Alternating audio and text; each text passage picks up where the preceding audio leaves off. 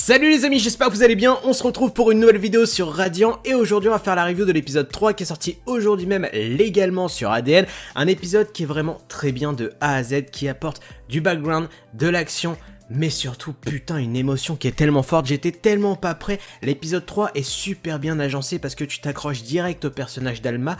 Pourquoi? Parce que t'as toute sa backstory qui en est dès l'épisode 3 alors que dans le manga c'est pas du tout ça.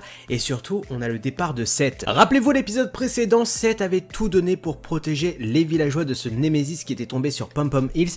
Il était en train de manipuler du Fantasia à main nue et surtout repousser l'attaque du Némésis. Dans cet épisode on va croire au début que Seth a la puissance nécessaire pour dégommer le Némésis et franchement il va lui donner une frappe qui est digne d'un cow-boy, tu vois, une patate de forain, mais ça va pas suffire puisque c'est Alma qui va intervenir pour sauver les villageois. Et ça j'ai vraiment apprécié que Seth n'a pas la puissance nécessaire même s'il était pas loin de battre ce premier Némésis parce que ça va permettre de temporiser sur l'histoire d'Alma et surtout d'expliquer pourquoi eh bien, elle a toujours soutenu Seth, pourquoi elle l'a toujours protégé, et c'est là où on va enchaîner sur sa backstories. Juste avant on va voir qu'elle va arrêter les Bravely Quartet, qu'elle va appeler l'acquisition pour qu'ils se font arrêter, etc. Donc ça c'est plutôt sympatoche. On va voir une certaine reconnaissance de la part des villageois et surtout on va voir des révélations de pourquoi les humains ont peur des infectés. La backstory d'Alma va permettre de temporiser mais surtout eh bien d'expliquer un tout petit peu en profondeur le personnage de Seth sans trop en dire, et c'est ça qui est cool parce que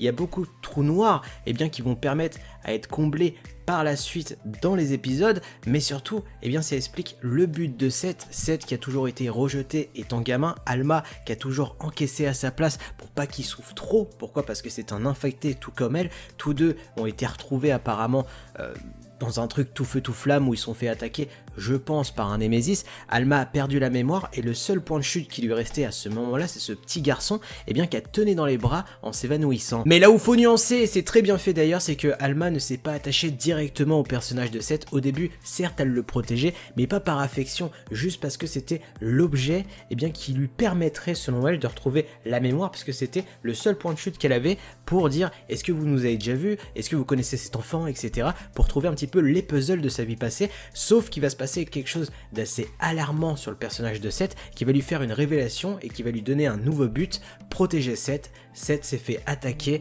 eh bien, par des villageois, il était sur un bûcher, ils allaient le brûler comme un simple monstre. Pourquoi? Parce que c'était juste un garçon qui était infecté et les villageois ont peur des infectés parce que selon eux, quand un infecté te touche, eh bien toi aussi tu deviens un infecté, tout comme un Némésis. Et c'est là où c'est un petit peu ouf. Pourquoi? Parce qu'on voit que cette crainte des humains normaux sont que un infecté pour eux égale un Némésis, qu'ils ont les mêmes facultés, etc. et que pour eux ce n'est plus des humains. Et je vais pas te le cacher, à 12h45 quand j'ai regardé l'épisode et que j'avais encore des cacas dans les yeux et que j'ai vu ce passage, oui j'ai lâché une larme. Pourquoi? Parce que eh bien Seth n'était qu'un petit garçon et pourtant eh bien il était attaché à un bûcher, il allait se faire cramer la gueule.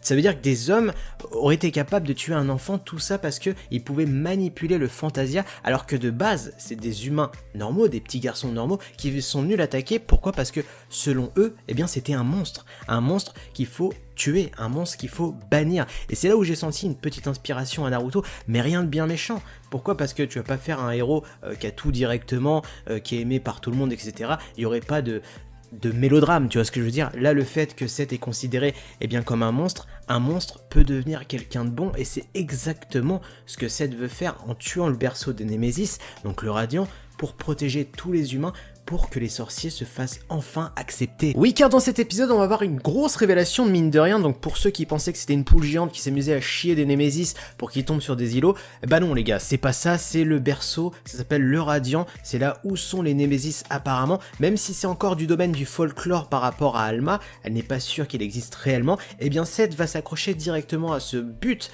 Pourquoi? Parce qu'il en a marre de se faire rejeter.